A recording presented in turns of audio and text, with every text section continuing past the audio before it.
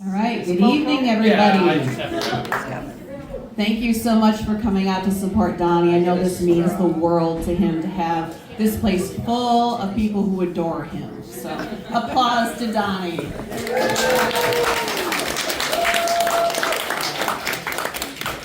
Donny Winter is a Pushcart Prize nominated poet and educator currently residing in Midland, Michigan. He teaches creative writing at Delta College and composition at Saginaw Valley State University. He's authored 3 poem collections: Casting Seeds, published in 2022, Feats of Alchemy from 2021, and Carbon Footprint 2020, all published by Alien Buddha Press. His poems have appeared in numerous magazines and journals, including Somber Midwest, Awaken Voices Magazine, Culture Cult Magazine, and Millennium Pulp. In his free time outside of teaching and writing, he gardens, snuggles with his cats, and enjoys nature walks with his fiancée. For more information, visit his website, www.donnywinter.com. Without further ado, the person we're all here to see, Donny Winter. Well, it's great to have you all out tonight. I wanted to do a couple of thank yous first. I wanted to thank Lola Bees, first and foremost, for hosting this and being an LGBTQ plus affirming space, which, as we all know, are very hard to find sometimes depending on where you are, so it's great to have this space. I want to also thank Leopard Print Books for being here. Andrea has a wonderful collection of LGBTQ plus books that you're more than welcome to check out after the reading, along with my books too, of course. And then I also have some materials for PFLAG Great Lakes Bay region. I serve on the board of that local LGBTQ plus organization. And we have a library that we just opened of all LGBTQ plus materials, so please check that out. And after the reading, you're more than welcome to ask me questions about that too, if you are interested. So, without further ado, let's get the show on the road, shall we? So, first, happy Pride Month. Woo! Has anybody had a chance to do any celebrating yet? Like, go to Pride events or anything yet? Yeah, okay, a few people, okay. I hope that you were able to get out to Great Lakes Bay Pride. I think that's on June 22nd, so please definitely check that out. I wanted to begin my reading tonight. It's pretty traditional for a poet to begin by reading a piece written by someone else as kind of like an epigraph leading into a reading. And the poem that I chose actually was one written by the wonderful and incomparable Heather Kanicki, who just introduced me. What I love about this is we get to support each other and doing fun poetry stuff. So, before beginning, I wanted to talk a little bit about allyship and why it's so important for the LGBTQ plus community. In a time when we have so much political unrest, when we have bills across different states that are especially impacting the trans community, I think it's so important that we have allies because they are affirming, they provide us safe spaces, they provide us a support network. And in many ways, they often, if able, they take the brunt off of the work that we have to do as LGBTQ plus people when it comes to all of the educating, right?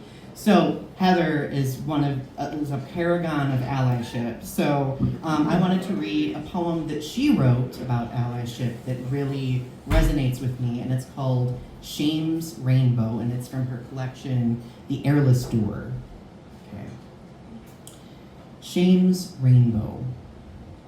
Righteous indignations shame the shades of ochre and tangerine love, which I find beautiful. Youth spent in barbed wire, beribboned terror grows in shaded parking lots and corner closets, bivalve associations that lead to anger which incenses me as I am made to choose a side. Veritably, I flip them the middle finger and cling close to my truth. Now, I read that poem for a very particular reason. By the way, you can save applause for the end. Like, some poets allow applause between poems that you can totally wait for the end, or clicks, whatever works best for you. I read that poem because I think that there is a certain point where all allies make the decision to shift into being active in allyship, right? And I think it's a hard decision to make because you are also putting yourself under fire, right? But I think it's great when people make that decision and get to that point. So thank you, Heather. Thank you for that. All right, are you ready for some gay poems? Yes! Okay. So when I was a kid, I was often made fun of, what else is new, for being one of those people that didn't want to get dirty. Like, I would like play in like sandboxes as a kid all the time, but I really didn't want to just, I didn't want to go fishing, I didn't want to go hunting, and people would make fun of that all the time. So this first poem is a short piece that is about that, and it's titled, "My Hands Were Always Soft." They would always joke and say, "Don't be a fairy." When I got dirty with oil, grease, or grime, no, my hands were always soft, and still are usually. Garden soil cleanses, exfoliates the self-hate left behind by them, and now I let them laugh, because these hands weave the life sustaining them. So, that poem comes from my collection, Casting Seeds, so shameless self-promotion, obviously. This is my more recent collection, so please check that out. It's about kind of my experiences as an LGBTQ plus child navigating various different challenges, right? Now the next piece is a little bit, actually it's very old. I wrote it back in like 2009. It's nowhere near what it was in 2009. Obviously back then it was absolutely dreadful. So it's gone through a few drafts. But I read this poem to celebrate queer spaces because for many people in the community, clubs and bars are some of the first spaces that we're able to access and inhabit. So this piece is titled Goth Night at a Gay Club. And it was one of my first experiences going to a gay club when I was in college. My friends took me and it was an interesting experience, let's just say. Rap slaps my ears in whimsical club smoke while I watch you wrap your legs around him like scissors. A lemon slice hangs on an empty glass before it shatters beneath these two. Chain necklaces clink and knot together as Edward Cullen doppelgangers make out beneath nuclear blast strobe lights. The dance floor booms under footfalls like a thunderstorm, while its black light electricity keeps us all aglow, and I, a moth in a field of butterflies, am willingly swallowed by their bodies to keep this eyeliner a solid charcoal. I also read this piece because when I first came out, I was very uncomfortable in a lot of queer spaces like this, but I've reached a point in my life where I feel a lot better having a good time, let's just say, when I have to. So this next piece, kind of building off the conversation of allyship, which I think is an ongoing conversation that we always need to have. I had a conversation with somebody a long time ago where they were like, my goodness, like you LGBTQ plus people, I don't know why they said it like this, you LGBTQ plus people go through so much. How do you deal with it? How do you navigate it? Do you think I knew the answer to that question? Absolutely not. Write sad poems in a journal, that was my way of coping. But I ended up sitting down after a while, this was during the pandemic, and I wrote this poem inspired by this conversation. It's titled Abrasion, okay? It's a wonder we're still here. Our warranties expired in high school after years of gradual wear. Now war-hardened bodies sit in offices, classrooms, and gyms with hope that the daily grind will alleviate us of every slur, distract ourselves from the adult bullies who still throw around words. We strive to stride with hands held, yet sometimes we stand in supermarkets like anxious deer with ears held back, only to wonder if we will hear someone say queer. Children point at us Ask parents for explanations at all the inopportune times, but get no response.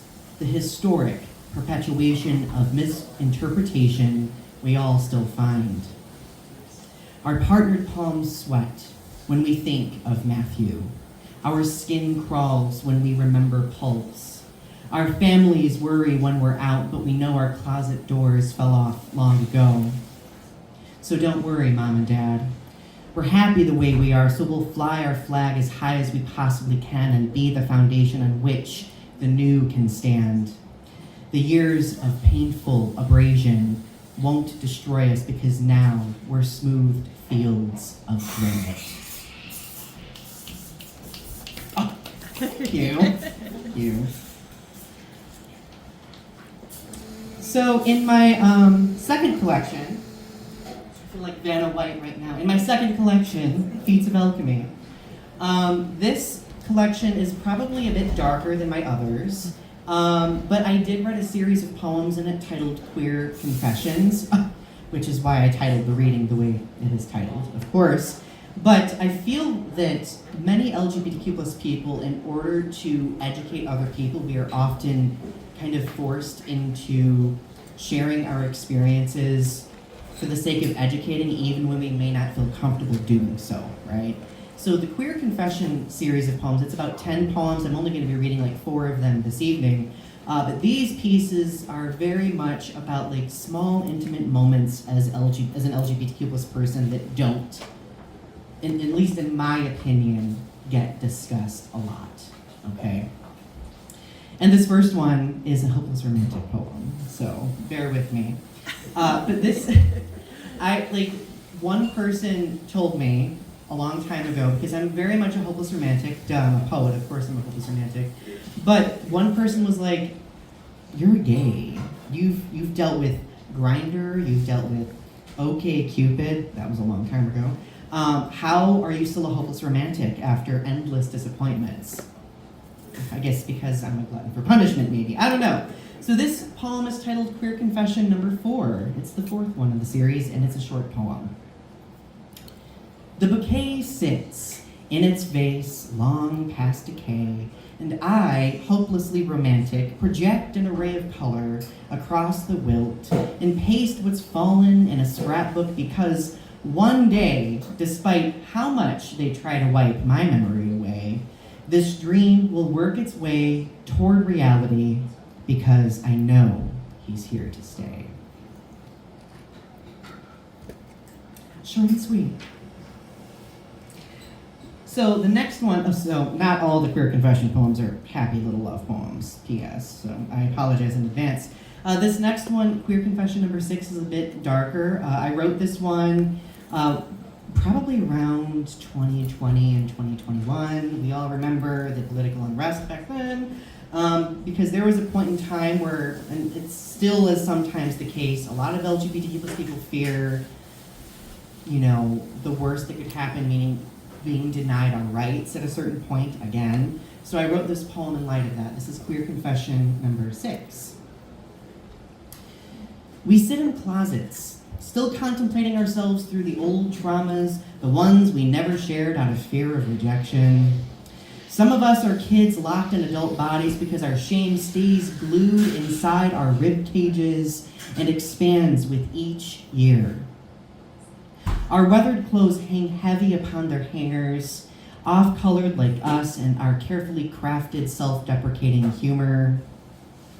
Whispers wet our lips as we shift into our 30s with partners beside. We pray to these vacancies that we won't ruin them too. How are we feeling? So this segment of the reading is what I call my tree hugger segment of the reading. I write a lot of nature poetry, and we are in a climate crisis, if you were not aware. And it's a conversation that I feel like we don't have enough, and it's something that I'm very passionate about. So I'm going to be reading a relatively new poem that came out probably, I think it was earlier this year it came out.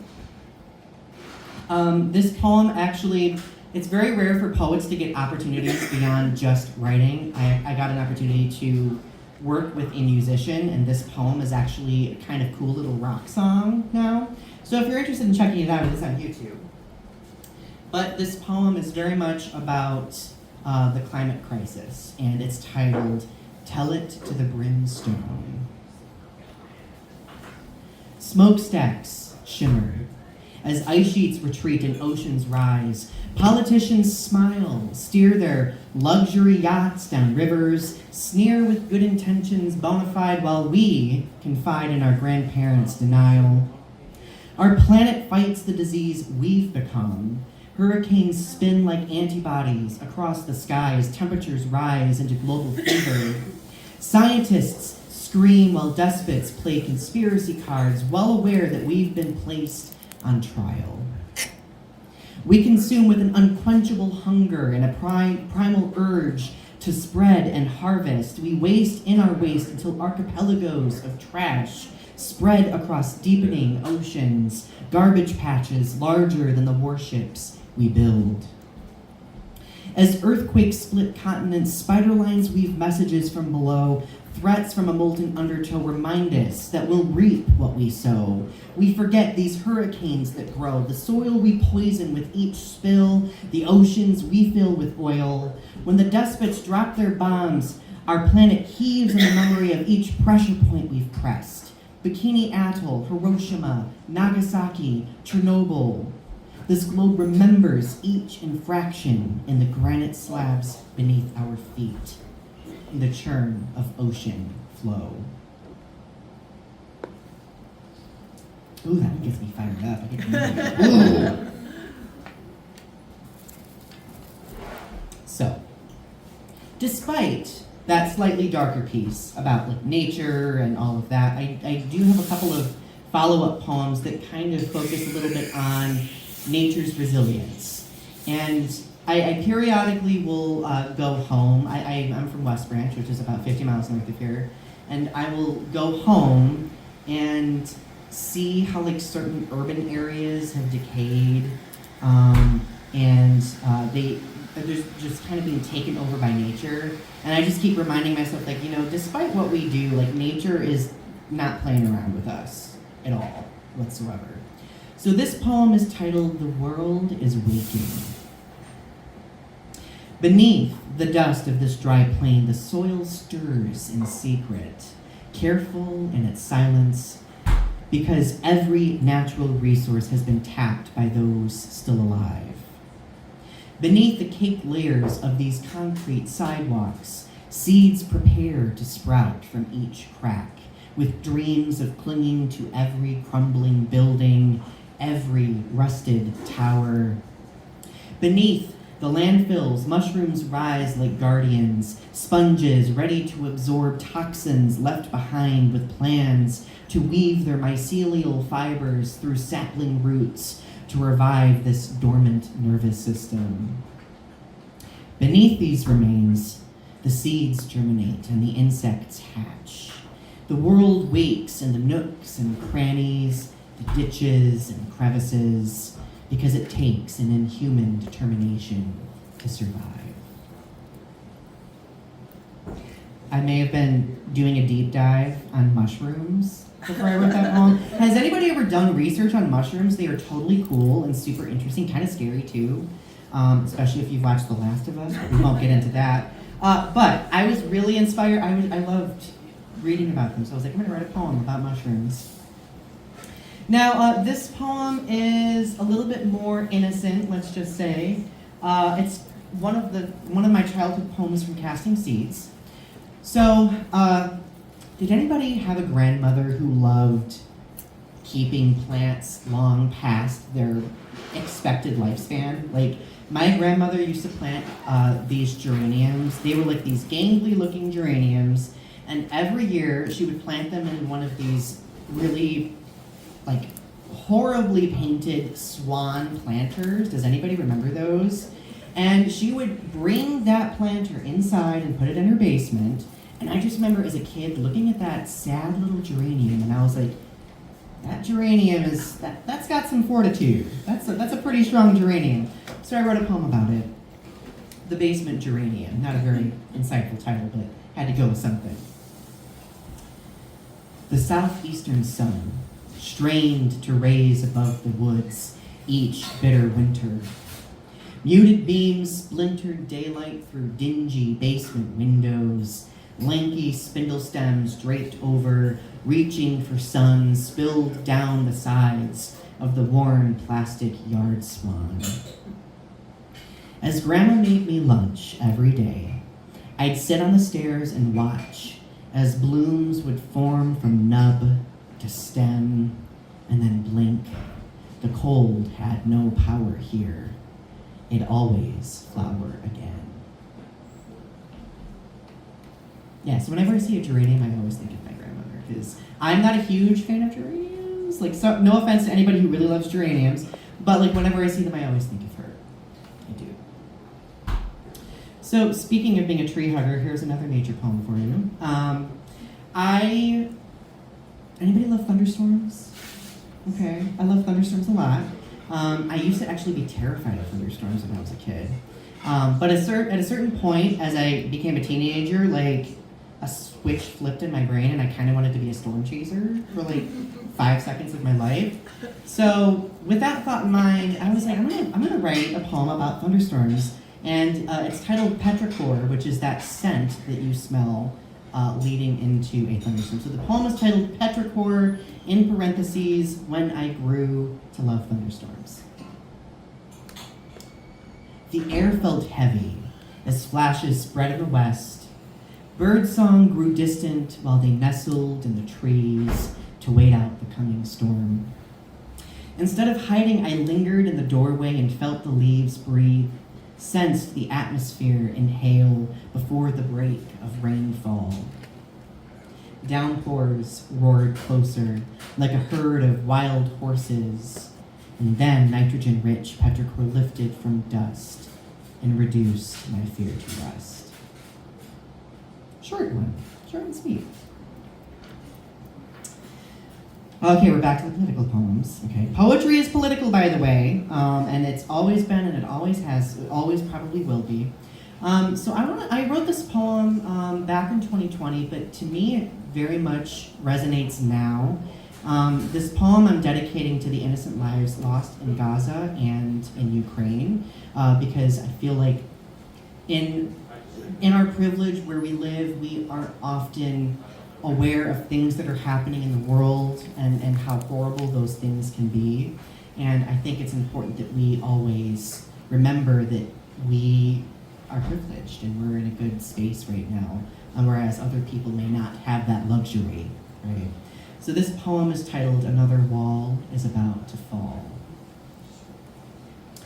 The tourniquet's been left on far too long, and the spangling stars have lost their luster as we wear our rose-tinted glasses beneath a storm's eye, while another wall is about to fall, and we, in our safe security, must obligate, must lock arms, for our bodies are white flags held against an established wind, not to surrender, but to signal our complacency's end.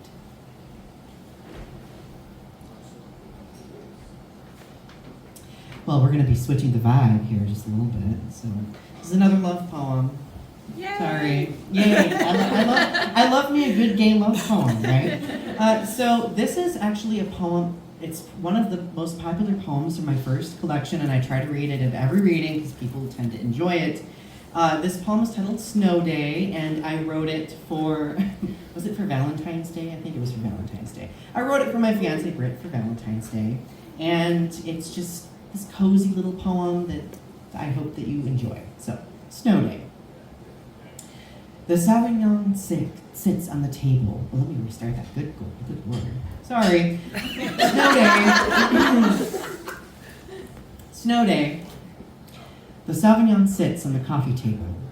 Gasoline that gets us through Pokemon battles.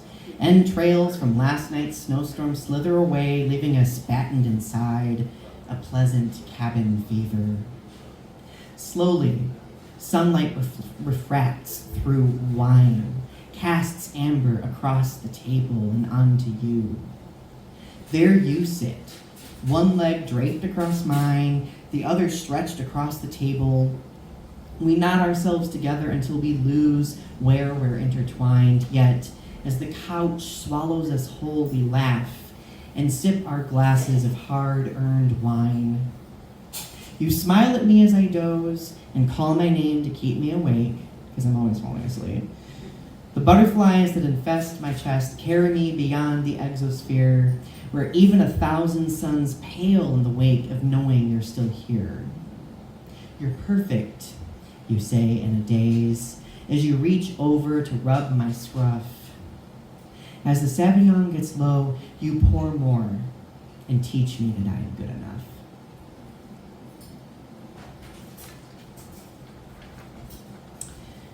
Back to political poems. Anyway, so this I've peppered in some lighthearted ones here and there. So this piece is one that I've really wanted to write for a long time, and it's another one that actually got turned into a song. And this poem is very much about how violence against the LGBTQ plus community is often just turned into just like this sensationalized, story that we see in the news, and it kind of like survivors get glossed over, the people who may have been taken in tragedies get glossed over. And I wanted to write this piece about the Club Q shooting that happened in Colorado, which was only, if memory serves, a couple of years ago. It's titled, "It's Our Turn." We cling to the days when sunrises were warm, new, unmet by dismal streams of ticker-tape tragedies splayed across television screens, or vigil montages spliced between pundits praising Proud Boys for storming libraries with children being read stories. We hold our breath in as each clear morning grows cold and swaddle the last gasp of a hopeful spring in our sternums. 1 shot, 2 shot, 3 shot, 4. The shattered glass across the floor formed constellations of hopes and dreams. Shot 5. Now, our hope is to merely survive. It's our turn to hope, to dream, to be. Our turn to walk in the warmth of every daybreak. Our turn to plant our story seeds without fear. Our turn to hold the hands of those we love without looking over shoulders. Our turn to feel spring fill the closets we keep inside, because some days those are all that keep us safe. It's our turn to do more than just survive. For Daniel Aston, Kelly Loving, Ashley Paw, Derek Rump, and Raymond Green Vance. Those were the names who were taken that night. If you go on YouTube and you listen to the song, I have to thank Brotherwell, who is the musician that worked with me. He turned that very dark poem into like this very poignant song. So if you ever get a chance to listen to it, go for it. Moving back to some of the queer confession pieces, okay? So this kind of follows the theme of It's Our Turn, which I just read. But it is a little bit more generally reflective of kind of the difficulties that we experience in just being exposed to this constant, hate. I don't know if you've ever read a news article or if you've looked in the comment section of a news article, especially about LGBTQ plus related topics. There's always horrible people making incredibly horrible comments, right? Sometimes I love to fight with those people when I, don't learn my lesson, but what are you gonna do? So I also wrote this poem about, one person, a couple of years ago made this weird comment to me. Because I think I was celebrating something, maybe it was a poetry reading, or maybe it was something that we did together, and somebody was like, "You guys are celebrating too much." And I was like, "What? You're telling, what? That's a strange comment to make. Isn't that a strange comment to make?" So I wrote Queer Confession number 8 in response to that. Some may find each moment we celebrate exhausting. Because the little things seemed so far away when we sat in our crypts, our closet tombs. Some may tire of every posted photo because we must preserve these memories in amber out of fear they'll be taken away again. Some may scoff at the way we revel at these firsts, our first house, our first dance, our first sense of belonging, our first child, our first tragedy, our first obstacle overcome together. Some may overlook each moment we celebrate, never knowing that at one point in time, these were hopes lost in a galaxy of dreams.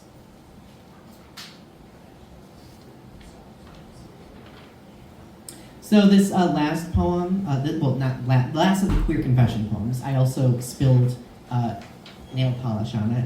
You know, how artistic, right? So this last piece is dedicated, again, to my fiance.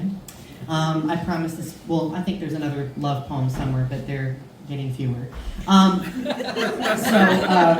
Queer confession number 9. This is one of the last ones.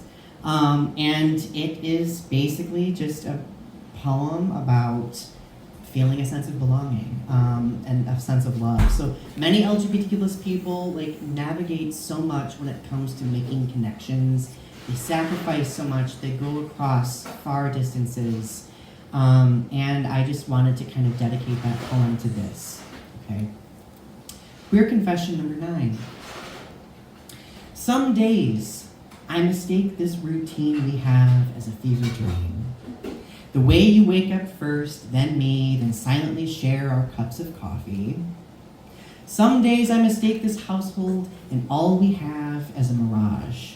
Only a make-believe reverie born in a rom-com montage, trapped in television or perhaps a photo collage. Some days I mistake the way our families smile at who we've become because it reminds me that we're the sum of our experiences, of everything we've overcome. Some days I mistake this happiness as an elaborate simulation, a crafted world built on a need for a Disneyed stimulation based on a holodeck driven by a computer's stipulation. Some days these mistakes fall away as you walk in the front door, home from work, greeted by the footfalls of our pets across laminate floor because home is wherever you are, a reality I can't ignore.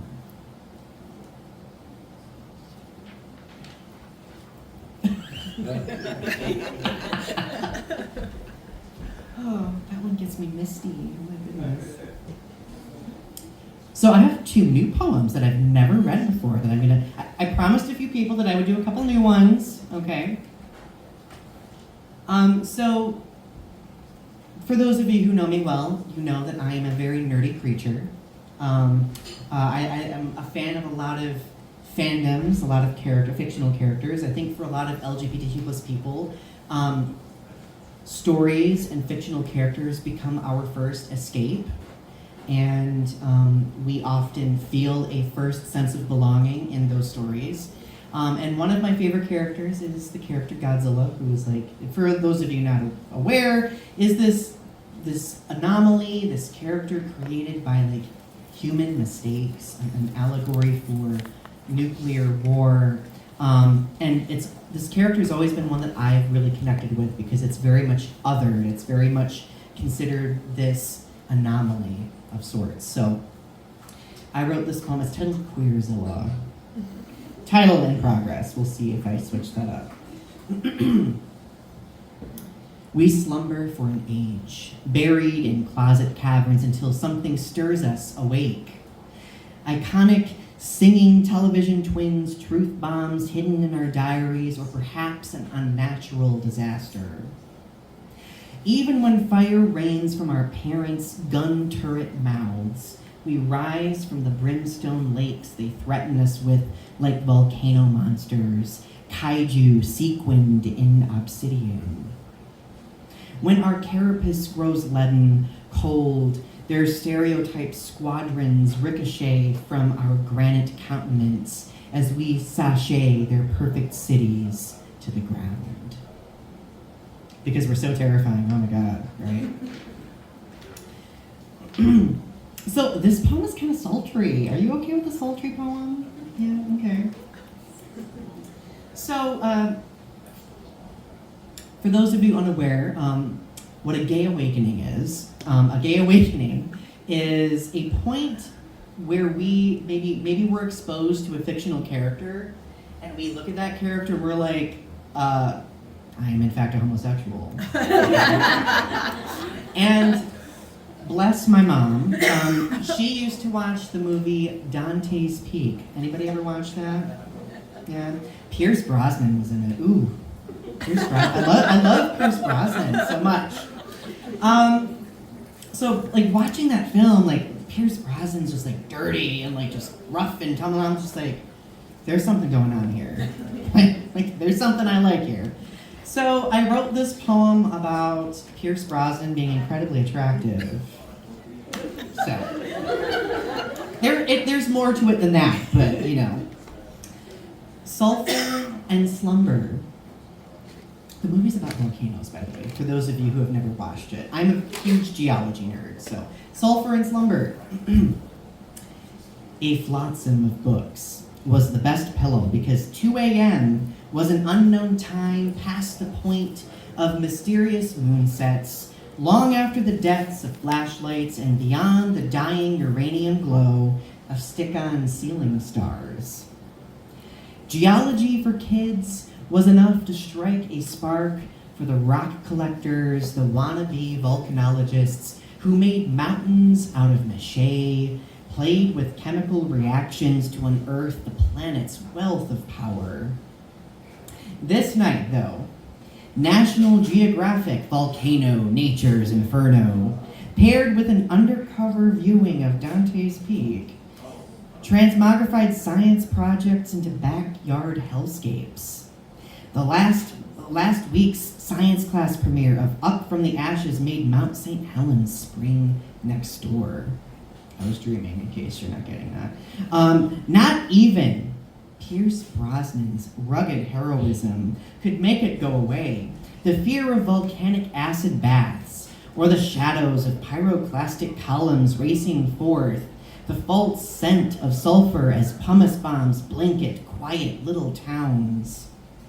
Still, somehow this obsession with geology remains. Despite 20 years of recurring nightmares, it seems that decades of natural disaster films and each instance Grandma said you're going to hell could never stifle an aspiring amateur volcanologist.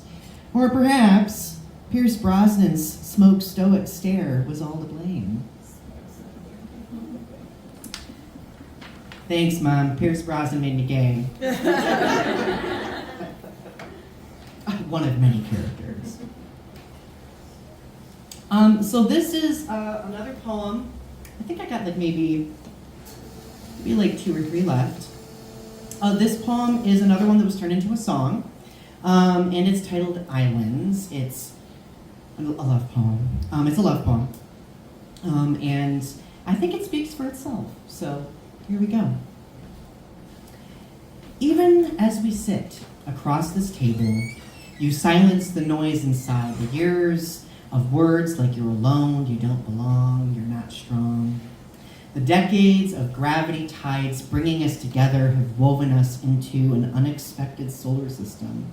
Binary stars spinning into infinity, stretching our light against the void.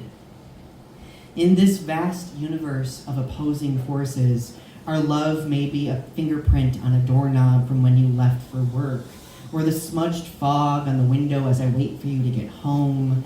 Our love are the laughs that echo in the china cabinet and the floorboards that creak beneath our footfalls. And despite this infinitesimal light we cast, the home we weave, the memories we share, are a universe of their own, expanding outward, filling the void with all things good. Okay, so I have 2 poems left. This is another poem that I typically read with every reading. It's titled My Closet is a Reliquary. It's one of my more popular pieces. I wrote this poem inspired by a couple of different things. One, it's dedicated to my late mentor, Ace London, who was an LGBTQ plus activist. And he would always tell me, Donny, you are who you've been becoming. And back then, I was like, what the hell does that mean? What is that very ambiguous quote? But as I got older and started processing it more, expanding, my mind, I started really thinking about how like all of the events we go through shape us into the people we are, right?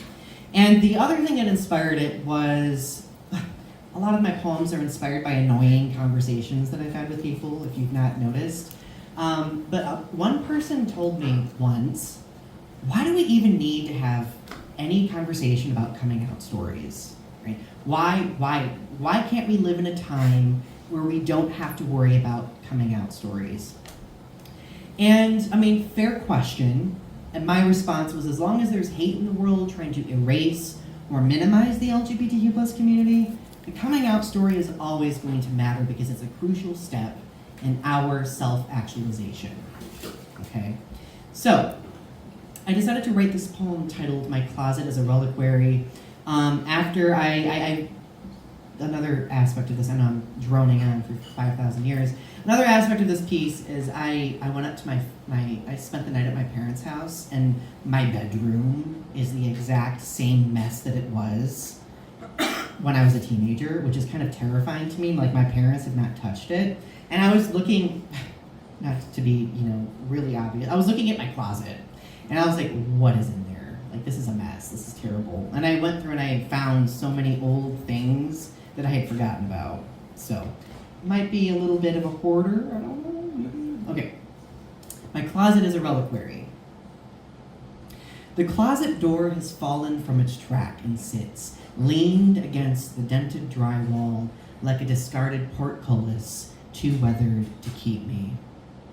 Behind box-stacked skyscrapers, yellowed wallpaper peels, and the crayon mural still robs floral print of its optic illusion like a political graffiti with elementary verve. The shelves still dip under collections of unread religious texts, and the bloated plastic drawers refuse to budge from their cheap retail compartments as each paper-filled basin brims. The air is linen stale, and the glued constellations above still keep this room lit, while the tired July sun slips beneath the tree line, lengthening each shadow across the brown shag carpet. These years later, I keep the closet door off its track because it's powerless. A prison-made museum, a memorialized womb left open since I left for college after a second birth. Now, my closet has lost its echo, and each stored memory maps a misshapen journey. So, let these paper roadways return to nature, become overgrown, because this cluttered closet is a reliquary, a room for storage, unable to keep me.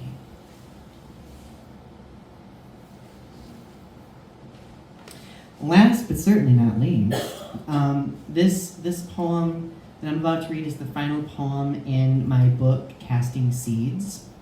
Casting Seeds is a short collection. It's a chapbook. It's only, I think, about 45 pages or so.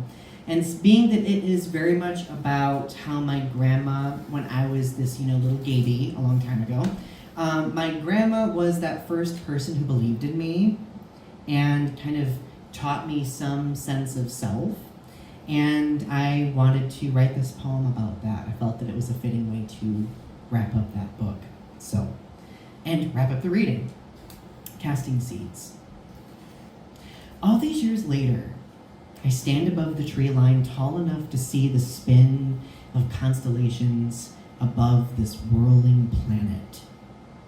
There is memory beneath this bark, in these roots, old enough to see, yet young enough to wonder splendor into existence. Seasons bear no threat.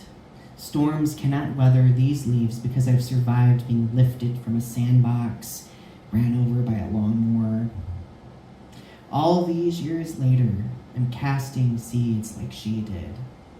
I sustain memory through the woods beneath my limbs, as it does for me yet still. And we thrive together in this delicate biome, symbiotic strong. And that's it.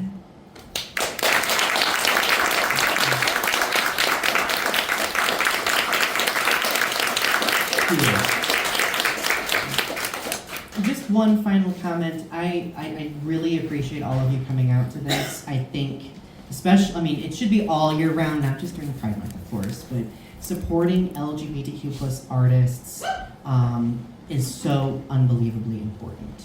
Okay, so please continue doing so if you're able, all right? I wanted to leave a few minutes open if anybody, it should maybe a little Q&A thing, if anybody has questions about stuff. Does anybody have any questions? Are you working on any new projects? Am I working on any new projects? Yes, two, actually. I am working with that musician we are creating a full-length album. We released an EP, which is the first segment of that album, but we're going to be releasing 2 other segments of it, so there's going to be more song poems to come, so please check that out. It's been a very slow process, but I've been working on my 3rd full-length collection of poems. I literally have no idea when that's going to be out, so please don't ask that. But it'll be out eventually. I'm taking my time with this one, because it's really difficult to write. So, yes. Share about the Godzilla. Oh, I just got a really interesting, unique opportunity. As a Godzilla fan, it's kind of making me nerd out just a little bit. So one of my very good friends, Matt Frank, he is a pretty famous illustrator, comic book illustrator. And back in October, he approached me and he was like, Donny, do you want to write on a comic with me? And I was like, sure, I'm not gonna say no to that, a Godzilla comic, but what do you want me to write? What do you, I've never written for a comic before, right? Well, I wrote a series of poems for the comic from the perspective of a particular character that's in it, and it turned into this really, really cool short story in an anthology of comics. And I'm still kind of pinching myself over it, the fact that I got to write for an official project for one of my favorite franchises, and that I got to work with one of my very good friends. So thank you for asking. I completely forgot to even mention that. So, any other questions? Yes. So was there a turning point where you went from, I'm writing, as you said, these sad poems in the journal to, this is more than just me, being a kid writing our feelings too? Mm-hmm. Thank you for that question. So the turning point for me when I realized that I wasn't just writing sad poems in a journal is, I think it was in college, or maybe it was during my master's program, I can't remember. I got a couple of poems published, and a very good friend of mine read the poems and started sobbing. And I was like, you all right? Everything all right? And then we had this really thoughtful conversation about the way poetry connects with people. Because poetry is an examination of the human experience at its core. And being that the poems in question elicited such an emotional response, I knew at that point that maybe I was onto something. Maybe it was more than just being angsty in a journal. Maybe there was something that needed to be said that mattered. And I think that was the turning point for me. And fast forward decades later now, I've had readers, I had one reader come up to me at a Pride, I think it was last year's Pride event, and tell me that one of my books saved their life. And that was a very surreal experience for me, being that I at one point also struggled with a lot of ideation too. That was very validating as a writer, but also as an LGBTQ person. Thank you. Yeah. Any other questions? questions. Andrea. Where are you going to be on the 22nd? That is a good question. I'm glad that you asked that. I will be with Leopard Print Books at Great Lakes Bay Pride on the 22nd. So if you want to stop by and check out our books or just nerd out and have a chat with me at Great Lakes Bay Pride, you're more than welcome to come visit me at that point. So, yes. Are you selling your books anywhere other than with Leopard Print Books? Are they available online? Yes, they are on Amazon. You can find them. Well, Amazon is probably the main place online, but you can also get them online through Leopard Print Books as well. My books are also at Bookmarks in Midland, and they are at Sleepy Dog Books in Mount Pleasant. I think that's the name of the store. It's been a while since I've been there. I'm trying really hard to motivate myself to connect with more bookstores to get my books in them. So if you have any ideas, let me know. Last call. All right. Oh, Aaron. Yes. How does it feel to be now like working in a college setting instead of being like a student? Ooh, good. Well, so just an FYI, everybody, what I do, I teach for a living, which is what allows me to sustain my writing. So how it feels now, I still feel like a student. I still feel like maybe it's because I love learning a lot, but I still very much feel like a student. And I very much value humanizing the education experience with my students as well, because we're all learning together, right? And I think, especially when I'm at this point where like a lot of students feel like safe to, like just talk with me about their lives. Like that really speaks loudly to me, especially as a poet, because that's literally what we do with this art form, right? So I would say like now that I am a teacher, like maybe I have a little bit more finesse than I used to, but I still very much feel like a student because I'm always learning. Hopefully that answered that question. That's good. All right. Thank you all for coming tonight. I hope you have a good rest of your evening. I will be selling and signing books at that table over there if anybody's interested. Otherwise, I hope you have a delightful rest of your evening. Happy Pride.